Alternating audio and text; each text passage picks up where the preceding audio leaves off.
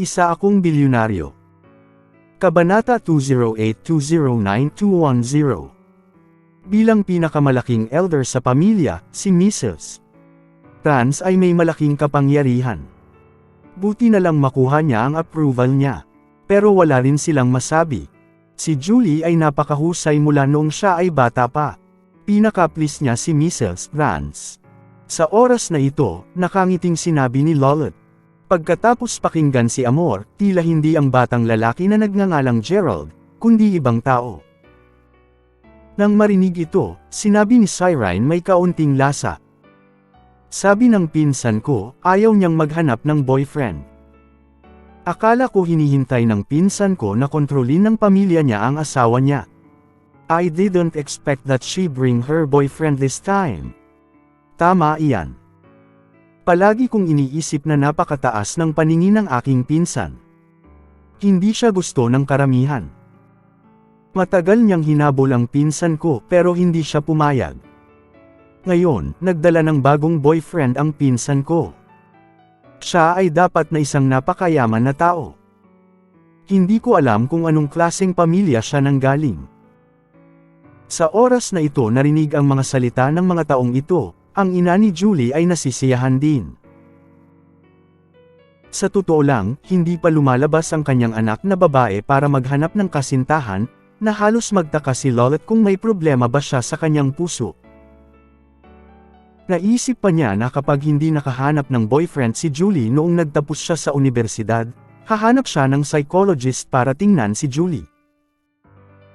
Maganda na ngayon ang resulta, diretsyong dinala ni Julie ang kanyang nobyo sa pamilya, na nakakapagpaginhawa rin para sa ina Julie. Kung tutuusin, kung ang anak ng isang malaking pamilya ay isang cheerleader na umibig sa isang babae, hindi maganda. Nang marinig ito, puno rin ng ngiti ang mukha ni Mrs. Sa mga oras na ito, biglang umalangaw ang mga sasakyan mula sa malayo. Lalong natuwa si Mrs. Franz nang makita niya ito at sinabi sa mga tao. Di ba kotse ni Julie? Dapat si Julie yan. Tara at tingnan natin. Direktang umalis si Mrs. Franz.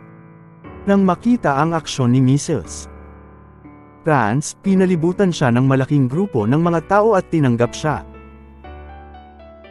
Bukod dito, sa oras na ito, bumaba sa sasakyan sina Julie at Amor, at nang makita nila ang napakaraming tao na dumarating, sila ay lubos na gumagalang at patuloy na sumaludo sa kanila. Ngunit sa oras na ito, ang mga mata ng mga tao ay hindi kay Julie at Amor, ngunit kay Marvin na nakatayo sa likuran. Pagkatapos ng lahat, si Marvin ay mukhang napakasama sa oras na ito. Siya ay nakasuot ng bulanit na damit, at ang kanyang buhok ay hindi malinaw.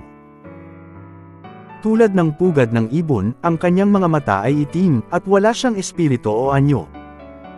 Para lang siyang padyak. Sa high-end na resort na ito, siya ay partikular na kapansin-pansin. Sa oras na ito, lahat ay nakatingin sa isa't isa. Hindi nila alam kung ano ang ginagawa ni Marvin. Si Mrs. Franz ay puno rin ng pagdududa at tinanong si Julie. Julie, hindi ko alam kung sino ito. Sa oras na ito, bago magkaroon ng oras si Julie na magsalita, ang ina ni Julie ay nagsalita muna. Ito ba Julie ang padyak na dinampot mo sa kalsada? Julie, kahit gusto mong magpakabait, hindi mo magawa sa oras na ito. Kung gusto mong maawa sa padyak, hayaan mo na lang siyang pumasok para kumain kapag ang ating tapos na ang handaan, o bigyan mo na lang siya ng pera. Paano mo siya dadalhin kay Lola? Sa oras na ito, ang ina ni Julie ay patuloy na nananaghoy. Siyempre, kilala niya ang kanyang anak na babae at hindi magdadala ng tram. Kaya naman, ang lalaki sa kanyang harapan ay dapat na boyfriend ni Julie. Kaya lang, hindi talaga matanggap ni Lolet na nakahanap na ng ganoong boyfriend ang kanyang anak. Kaya ang sabihing sinasabi niya ang mga salitang ito ngayon ay isang pahiwatig lamang para kay Yuki. Sana hindi muna ipakilala ni Julie ang taong ito kay Mrs. Franz, kung hindi, masama kung magalit si Mrs. Franz. Sa oras na ito, narinig ito ni Amor, biglang lumingon ang kanyang mga mata, at pagkatapos ay umubo siya. Tita, tama ka. Kaklase ni Julie sa school yan. Nang marinig ito, nabuhayan ang loob ng lahat. Kaklase lang pala. Kung hindi, bakit magiging palpak ang taong ito? Sa katunayan, noong nasa paaralan si Julie, madalas niyang gawin ang ganitong uri ng magandang bagay. It's not too unusual to bring poor classmates to sit at home. Maging si Cyrene at ang iba pa ay nabigo. Iniisip nila na sa wakas ay may pagkukulang si Julie, at gusto nilang gamitin ito para kutsain si Julie. Sino ang nakakaalam na ang taong ito ay hindi nobyo ni Julie? Sa oras na ito, tumango si Mrs. Franz at kumuha ng maliit na pulang sobre mula sa kanyang bulsa at inilagay ito sa kamay ni Julie. Julie, akala ko ba pwede mong dalhin ang boyfriend mo dito ngayon? Kaklase mo lang pala. Ngunit pagkatapos marinig ito, ang mukha ni Julie ay sobrang pangit. Hinawakan niya ang kamay ni Marvin at mariing sinabi sa mga tao. Lola, Nanay, nagkakamali kayo. Hindi lang kaklase ko ang taong ito, kundi boyfriend ko rin. Matigas na sinabi ng pangungusap na ito ni Julie, hindi maihahambing na matatag. Para sa ganoong bagay, matagal nang inaasahan ni Julie, ngunit dahil nakapagdesisyon na siya at nang ahas na dalhin si Marvin, walang pagtatakip. Nang marinig nila ang mga salita ni Julie, bigla silang nanlaki ang kanilang mga mata. Hindi sila makapaniwala sa sinabi ni Julie. Paano makakahanap si Miss Chen ng ganyang lalaki bilang boyfriend? Julie, alam mo ba ang sinasabi mo? Huwag ka ngang magbiro ng ganyan kay Lola. Halika at humingi ng tawad kay Lola dali. Sa oras na ito, mahigpit na sinaway ni Lola si Julie, ngunit umiling si Julie at sinabi kay Lola. Ina, hindi ako nagbibiro. Ito talaga ang taong gusto ko. Wow! Nang marinig ang gayong mga salita, ang mga tao ay ganap na nagkakagulo. Ang mga mukha ni Mrs. Franz at Lolet ay sobrang pangit. Tanging si Cyrene at iba pa ang may kaunting schadenfreude sa kanilang mga mukha. Tumingin si Lolet kay Marvin, ngunit wala siyang nakikitang anumang pakinabang sa batang ito. Bagamat hindi niya binibigyang importansya ang kanyang pamilya, at least hindi siya makakahanap ng ganoong padyak para maging boyfriend ng kanyang anak. Julie, this is not nonsense.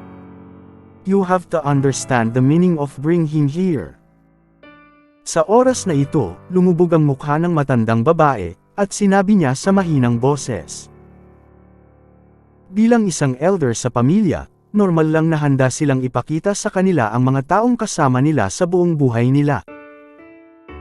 Gayunpaman, kung dadalhin nila ang mga taong nilalaro nila ng basta-basta, ito ay kawalang galang sa kanila. Sa oras na ito, nang makita ang hitsura ng kanyang lola, same time na sinabi ni Julie. Lola, alam ko ang ginagawa ko. Kaya wala akong pinagsisisihan. Ikaw. Wo? Sige, naiintindihan ko. Sa oras na ito, nanginginig ang mga kamay ng matandang babae. Si Iris, ang ina ni Troy, na nakatayo sa isang tabi, ay hinawakan ang kamay ng matandang babae at inaliw siya. Ma, hindi ka magalit sa mga ganyang bagay. Tsaka hindi pa ipinakilala ni Julie ang pagkakakilanlan ng binata na to. Baka naman hidden rich man siya. Hindi tayo madaling makagawa ng conclusion, hindi maganda. Napakahusay na sinabi ito ni Iris, ngunit sa kanyang puso, siya ay tuwang-tuwa. Akala niya ay hindi matitinag ng iba ang posisyon ni Julie, ngunit sino ang mag-aakala na si Julie ay may katangahang galaw. Ngayon ang kanyang anak na babae ay may pagkakataon. Oo, Lola. Sa oras na ito, maging si Cyrene ay labis na nasasabik. Alam niyang hindi kasing ganda ni Julie ang status niya sa pamilya Rance. Iniisip niya na sa pagkakataong ito ay magdadala si Julie ng isang napakalakas na kasintahan. Bilang resulta, pinapasok pa ni Julie ang ganoong lalaki. Sa mata ng pamilya Rance, ang gayong tao ay parang pulubi. Sa oras na ito, dumiretso si Cyrene kay Marvin at tinanong siya ng 3 punto ng panunuya. Itong maliit na kapatid na lalaki, hindi ko alam kung nasaan ang iyong pamilya at anong uri ng negosyo ang kanilang ginagawa. Kung gusto mong makasama ang aming kapatid na si Julie, hindi mo magagawa ng walang ilang mga kasanayan. Nang marinig ang mga salita, hindi man lang umangat ang mga mata ni Marvin, habang si Julie, na nakatayo sa isang tabi, ay nanginginig sa kanyang puso. Sa wakas ay dinala niya si Marvin, ngunit hindi niya magawang i-spray si Marvin dahil sa mga kamag-anak na ito. Kaya sa oras na ito, direktang sinabi ni Julie sa karamihan. Don't worry about my boyfriend and don't ask about his family. He's not in a good mood recently. This time, I just want to bring him here to meet you. I'll make him prepare a gift to meet ikaw mamaya. Julie, ano bang sinasabi mo? May hindi ka ba masasabi sa harap ni Lola? Sa oras na ito, isang boses ang nagmula sa kabilang panig. Si Troy iyon. Nang makita si Troy, agad na sumimangot si Julie. Kahit na ang isang malawak na ngiti sa oras na ito ay walang kapantay na mapagmataas, direktang hinayla ang isang babae ay pumasok, at ang babaeng ito ay si Hannah. Sa oras na ito, tinitingnan ni Hannah ang dekadenteng hitsura ni Marvin, ngunit may masalimuot na emosyon sa kanyang mga mata. Gayunpaman, ang sulok ng kanyang bibig ay palaging tumataas. Malinaw, napakasaya niyang makita ang malas ni Marvin. Nang makita ni Troy na lahat ay nakatingin sa kanya, diretso niyang sinabi sa kanila. Kung ayaw ng pinsan ko na ipakilala ang boyfriend niya, pwede ko siyang ipakilala sa iyo. Tutal magkaklase naman sila ng girlfriend ko, at mas kilala nila ang isa't isa noon pa. Ouch, anak, kung may alam ka sa batang to, ang galing talaga. Kita mo ang matigas na mukha ng pinsan mo, at ayaw na niyang magsalita pa. Para kaming lahat sa ikabubuti ng pinsan mo, sa takot na baka siya ay lokohin ng iba. Sa oras na ito, halos malantad ang maliit na dila ni Iris, at sa isang tabi maging si Cyrene ay nasa sabik na sabihin. Kuya, pakisabi sa akin dali. Sa oras na ito, nang marinig niya ang mga salitang ito, sinabi ni Troy sa kanila ng may pagmamalaki na mukha. Ang pangalan ng batang ito ay Marvin. Dati siyang mahirap na estudyante sa aming paaralan, ngunit 1 taon lang ang natanggap niyang relief, ngunit hindi niya ito nakuha noong 2 taon. Tinatayang dahil bumagsak siya sa moral education, direktang kinansela ang kwalifikasyon ng mga mahihirap na estudyante. Nang marinig ang gayong mga salita, ang lahat ay nagkagulo kaagad. Mahina mga mag-aaral, ngunit din ng isang mahinang moral na karakter mga mag-aaral, ito ay hindi mahirap at tamad. Pagkarinig ni Mrs. Rance na nakatayo sa taas, ang pangit din. Hindi niya inaasahan na ang kanyang paboritong maliit na apo ay nakatagpo ng gayong tao. Sa oras na ito, narinig ni Troy ang mga bulalas ng mga tao at sinabing may panunuya. It's more than that. Tignan mo siya, sa tingin mo ba ilang araw na siyang hindi natutulog? Sabi ko nga, kanina pa kasi siya naghahanap ng mga tao. Alam mo ba kung sino ang hinahanap niya? Girlfriend ito ng lalaking ito. Ano? Kapatid. Hindi ba pinsan ang girlfriend ng lalaking ito? Sa oras na ito, mabilis na nagtanong si Cyrene, at tumingin si Troy sa kanyang kapatid na may malaking kasiyahan at nagpatuloy. Haha, ex-girlfriend yan ng lalaking to. Sasabihin ko sa iyo, na wala ang ex-girlfriend nitong lalaking ito ilang araw na ang nakakaraan. Gaya niya, girl with poverty relief din ang ex-girlfriend niya. Originally, after his ex. Nawala ang girlfriend, tinutulungan pa siya nitong hanapin sa school at mag-post ng notice para sa kanya. Naawa kaming lahat sa kanya, who knows nakita ko siya ngayon dito. Nako, ang pagbabago ng pusong ito ay medyo mabilis. Kakawala lang ng ex-girlfriend ko pero ngayon kasama ko na ang pinsan ko. Pinsan, medyo mali ka ba? Sa oras na ito narinig kahit isang malawak na ito na may bolantu na salita, mga tao lubusan sumabog. Sa katunayan, ang isang simpleng mahirap na tao ay sapat na upang inisin sila. Gayunpaman, ang mahirap na tao ay hindi lamang mahirap, ngunit mayroon ding masamang moral na karakter. Kakawala lang ng ex-girlfriend niya, at ngayon ay nagkahalo na sila ni Julie. Hindi ba halata na isa siyang hamak na may dalawang paa? Ngunit sa oras na ito, galit na sumugod si Julie kay Troy at sinampal ito sa mukha. Troy, game time kung binabalaan ka na kung maglakas loob kang magsalita muli ng masama tungkol kay Marvin, hinding-hindi kita mapapatawad. Ayan yun. Direktang dinala ni Julie si Marvin sa isang tabi. Ngayon ay may mga pinagsisisihan si Julie. Hindi ba niya dapat dalhin si Marvin? Ngunit kung hindi dahil sa pagsasamantala sa paghingi ng tawad ni Marvin, tinatayang nasira ni Julie ang langit, hindi papayag si Marvin. Sa oras na iyon, pagkatapos marinig ang pangako ni Marvin, si Julie ay natural na labis na nasasabik, kaya't siya ay sumugod sa kanyang ulo at direktang dinala ang kanyang pagmamahal. Ngunit ngayon ay tila kung hindi handa sa lahat ng ito, si Marvin ang iniinsulto. Dahil dito, lalo pang nababalisa si Julie tungkol kay Marvin. Ngayon ay nagsisisi siya na naging miserable si Marvin. Bilang resulta, hinayla pa rin niya si Marvin at dumanas ng mga pang-iinsulto. Sa oras na ito, kahit na matapos sampilan ni Julie si Troy, siya ay ganap na natigilan. Hindi niya inaasahan na si Julie ay dapat maging matapang at maglakas loob na barilin ang sarili sa harap ng mga matatandang ito.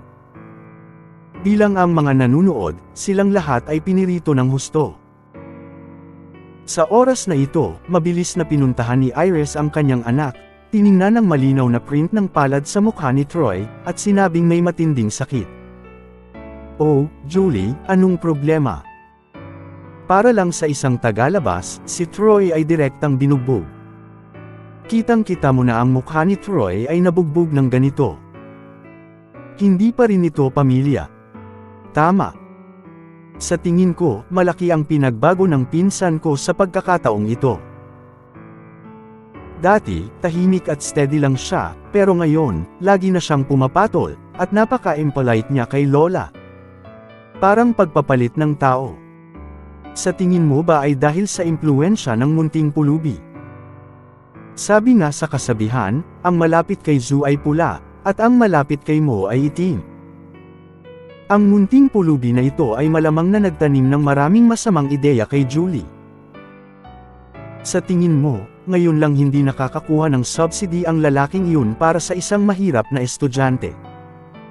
Baka madaya siya. Mahusay siya sa lahat ng bagay. Dapat ay gumamit siya ng ilang pamamaraan at direktang hinawakan si Julie sa kanyang mga kamay. I see. This guy dapat gustong samantalahin ang pamilya namin ni Rance sa pamamagitan ng pagsasamantala kay Julie. Sa oras na ito, sinabi ni Iris. Oh, kung titignan ang hitsura ni Julie, natatakot ako na siya ay lubos na naaakit sa batang ito. May asawa ba ang Grand Miss ni Julie sa ganoong tao? Kung talagang kumalat ito, hindi kaya pagtawanan ang pamilya kong Rance ng mga pamilyang iyon sa labas. Pero anong magagawa natin? Ang karakter ni Julie ay matigas ang ulo. Kung sakaling mapilitan siyang gumawa ng hindi makatwiran. Sa oras na ito, nang marinig niya ang mga masungit na salita ng mga taong ito, si Mrs. Rance, na nakaupo sa isang tabi ng hindi gumagawa ng ingay, ay lubos na nagalit. Pinalakpakan niya ang kanyang kamay at sinabi sa mga tao. Ang pamilyang ito ay hindi pa ang may huling say kapag siya ang may huling say. Sa oras na ito upang makita ang matandang babae na galit, lahat ng naruroon ay agad na tumahimik.